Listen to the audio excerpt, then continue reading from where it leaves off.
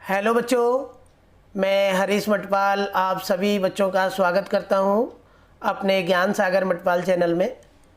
बच्चों, आज की इस वीडियो में हम स्टार्ट करते हैं एक्सरसाइज 5.2 का क्वेश्चन नंबर 17। तो क्वेश्चन नंबर 17 में हमें किसी एपी सीरीज का 20 जो टर्म है वो निकालना है। लेकिन वो 20 जो टर्म है बच्चों, वो हमें स्टार्टिंग से नहीं निकालना, from the last term of the AP series. तो एपी श्रृंखला जो है उसके पीछे से, फ्रॉम द एंड, हमें बताना है कि 20 टर्म कितना होगा। तो बच्चों, इस टाइप के सवाल में हम लोग क्या करते हैं, जो एपी सीरीज हमें दे रखा है उसे हम रिवर्स कर देते हैं। लास्ट वाले टर्म को पहले लिख देते हैं और पूरा रिवर्स कर देते हैं। तो ये एपी सीरीज जो हमें दिया हुआ है, ये है एपी सीरीज जो हमें गिवन है, वो है बच्चों यहाँ पे 3, 8, 13, ... 253। तो जब भी बच्चों हमें पीछे से, फ्रॉम द एंड, जब भी हमें एपी सीरीज के पीछे से कोई टर्म निकालना हो तो हम एपी सीरीज को रिवर्स कर देते हैं। अब यहाँ पे अगर हम इसको रिवर्स करेंगे तो 253 पहले आ जाएगा। ये जो 253 है ये पहले आ जाएगा, फिर उसके बाद 13 आएगा, फिर 8 आएगा और फिर 3 आएगा। तो जो फर्स्ट टर्म था वो लास्ट का बन गया और लास्ट वाला टर्म फर्स्ट टर्म हो गया। अब हम a यहाँ पे होगा इक्वल टू 253, क्योंकि अब हमें जो एपी सीरीज हमें गिवन था उसे हमें कंसिडर नहीं करना। एपी सीरीज का जो रिवर्स है उसे हमें कंसिडर करना है। तो उसमें a जो है इक्वल टू 253 है और d जब हम निकालते हैं तो d हम क्या करते हैं बच्चों कि किसी भी टर्म के पिछले वाले टर्म को उसमें घटा देते हैं। जैसे हम 8 में से 13 माइनस कर देंगे तो d इक्वल टू -5 निकल के आएगा। अब हम सिंपली an का फॉर्मूला लगाएंगे, जो a प्लस ब्रैकेट में n-1 ब्रैकेट 1 d होता है।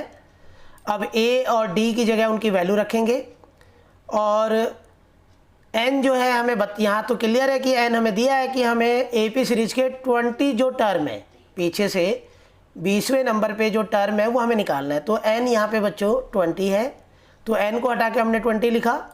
फिर जब बच्चों हमने इसको सॉल्व किया तो ये आंसर जो हमारा निकल के आया A20, वो इक्वल टू 158 निकल के आया। तो इसका मतलब इस एपी सीरीज में पीछे से 20 नंबर पे जो टर्म आएगा वो बच्चों 158 है। अब बच्चों हम इसका क्वेश्चन नंबर 18 देखते हैं।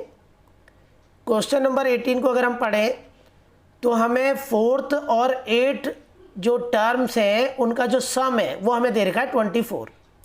तो बच्चों हमें जो गिवन है उसको हम लिखते हैं थोड़ा सा एल्जेब्रिकली, मैथमेटिकली। तो 4th वाले टर्म को हम बोलेंगे A4 और 8 वाले टर्म को बोलेंगे A8। तो 4th टर्म और 8th टर्म का जो सम है जोड़, वो 24 है।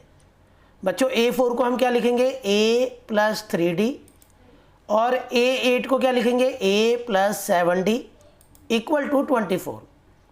बच्चों a और a को हम प्लस करेंगे तो ये 2a हो जाएगा, और 7d और 3d को भी प्लस करेंगे बच्चों तो ये 10d हो जाएगा, और इक्वल टू हम लिखेंगे 24। अब अगर हम इसको थोड़ा सिंप्लीफाई करें तो 2 से हम पूरी इक्वेशंस को डिवाइड करेंगे बच्चों। तो ये a plus 5d equal to 12 equation first बनकर आएगा। अब इसी तरीके से और जो गिवन है हमें, वो गिवन है कि 6 वाला और 10th वाला जो टर्म्स है उनका जो सम है, तो 6 जो टर्म है वो A6 है, 10th जो टर्म है वो A10 है।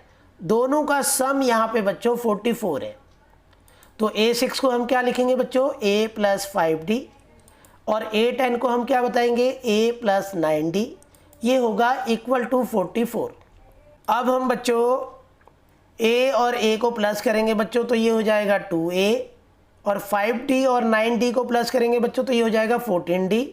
फिर 2 से हम पूरी इक्वेशंस को डिवाइड करेंगे तो ये सेकंड इक्वेशन जो बन के आएगा वो आएगा a plus 7d equal to 22, equation second. अब बच्चों हम एलिमिनेशन मेथड अप्लाई करेंगे और इक्वेशन फर्स्ट में से इक्वेशन 2 को सब्ट्रैक्ट करेंगे।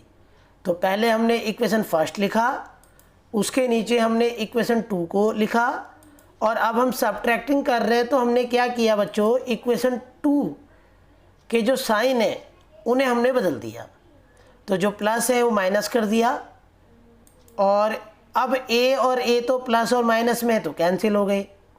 5d और 7d आपस में सॉल्व किया बच्चों, तो ये माइनस का 2d निकल के आया। 12 माइनस 22 को सॉल्व किया बच्चों तो माइनस 10 निकल के आया। फिर माइनस 10 को जब हम माइनस 2 से डिवाइड करेंगे बच्चों तो ये हमारा इक्वल टू 5 निकल के आएगा। तो d की वैल्यू आ गई 5। अब बच्चों अब हमें क्या करना है कि d जो इक्वल टू 5 निकला उसे हम इक्वेशन फर्स्ट में रखेंगे। इक्वेशन फर्स्ट हमारा है a plus 5d equal to 12।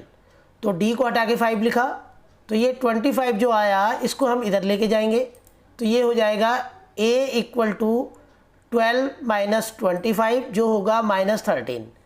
अब बच्चों हमें पहले 3 टर्म्स हमें निकालने हैं। तो पहला टर्म होगा a जो निकल के आ गया माइनस 13, दूसरा टर्म होगा a प्लस डी, a और d की जगह वैल्यू रखेंगे तो दूसरा टर्म निकल के आएगा माइनस 8। थर्ड वाला जो टर्म है वो होता है a प्लस 2d, फिर a और d की जगह वैल्यू रखेंगे तो थर्ड वाला जो टर्म्स निकल के आएगा वो आएगा इक्वल टू माइनस 3। इस तरीके से बच्चों हमें क्वेश्चन नंबर 18 करना है। अब अगर हम क्वेश्चन नंबर 19 की बात करें तो क्वेश्चन नंबर 19 को थोड़ा सा पढ़ते हैं हम लोग, वर्डिंग में हमें पूरा समय। सुब्बा राव जो है उसने 1995 में एक जॉब स्टार्ट किया 5000 से। तो बच्चों स्टार्टिंग में जो उसकी सैलरी 5000 है वो यहाँ पे पहला टर्म होगा a, तो a यहाँ पे होगा 5000। उसके बाद बच्चों हर साल उसका इंक्रीमेंट हुआ है और वो इंक्रीमेंट हुआ है 200 का, तो इसका मतलब दूसरे साल उसकी सैलरी हो जाएगी 5200। तो हर साल उसका वेतन 200 रुपये बढ़ जाता है। तो जब सुब्बा राव ने जॉब स्टार्ट किया था तो उसकी सैलरी थी 5000, अब अगले साल 200 बढ़ गई तो हो गया 5200। ऐसे करते करते अब जो उसकी सैलरी पहुंच गई है वो पहुंच गई है 7000। तो सुब्बा राव बताइए कितने साल बाद 7000 रुपये सैलरी अर्निंग करेगा। तो बच्चों ये एपी सीरीज हमने बना दिया। इसमें a जो है पहला जो नंबर है वो a है और सभी नंबर के बीच का जो डिफरेंस है वो 200 है, और an का मतलब जो लास्ट वाला जो टर्म है वो 7000 है। तो हमने an का फॉर्मूला अप्लाई किया और उसमें n की वैल्यू हमें निकालनी है। तो a और d उनकी वैल्यू रखी, तो बच्चों ये n जो हमारा निकल के आएगा इसको पूरा सॉल्व करके ये n हमारा निकल के आया 11। तो इसका मतलब सुब्बा राव की 11 साल बाद सैलरी हो जाएगी 7000। तो इस तरीके से बच्चों हमें ये सॉल्व करना है। अब बच्चों एक लास्ट वाला क्वेश्चन देखते हैं हम लोग 5.2 एक्सरसाइज का। तो लास्ट वाले क्वेश्चन में अगर हम देखें क्वेश्चन नंबर 20, तो क्वेश्चन नंबर 20 में एक महिला है रामकली, वो उसने 5 रुपये पहले हफ्ते उसने 5 रुपये बचाए। अब उसके बाद वो क्या करती है कि हर हफ्ते वो अपनी सेविंग को इंक्रीज करती है। तो पहले वीक उसने 5 रुपये बचाए, सेकंड वीक वो क्या करेगी कि जो भी पहले वो पैसे बचाती थी उसमें 1 रुपया 75 पैसा और ऐड कर देगी। तो हर बार वो अपनी सेविंग को 1.75 इंक्रीज करेगी। तो ऐसे में बच्चों अगर हम इसको एपी सीरीज बनाएं तो पहले वीक उसने पैसे बचाए 5 रुपये, तो दूसरे हफ्ते वो 1 रुपये 75 पैसे ज़्यादा बचाएगी, तो दूसरे हफ्ते की सेविंग हो जाएगी 6.75। ऐसे ही तीसरे वीक की भी हम 1.75 ऐड करते जाएंगे। अब उसकी जो टोटल सेविंग है बच्चों वो हो गई है 20.75। तो ये 20.75 लास्ट का टर्म है। तो बच्चों a यहाँ पे इक्वल टू 5 है और d यहाँ पे इक्वल टू 1.75 है। और ए एन जो है लास्ट का जो टर्म है बच्चों वो यहाँ पे 20.75 है। अब हमने ए एन का फॉर्मूला अप्लाई किया और ए एन को तो हटा के हमने 20.75 लिखा, ए को हटा के 5 और डी को हटा के हमने 1.75 लिखा। अब ये 5 इधर आके माइनस हो जाएगा तो 20.75 में हम माइनस करेंगे 5 तो ये 15.75 निकल के आएगा। फिर इसको हम डिवाइड करेंगे बच्चों 1.75 से तो n की वैल्यू यहाँ पे जो निकल के आएगा वो n आएगा 10। तो इसका मतलब बच्चों कि रामकली ने 10 हफ्ते के बाद उसकी जो टोटल सेविंग है वो होगी 20 रुपये 75 पैसे। इस तरीके से बच्चों ये सवाल हमें करना है।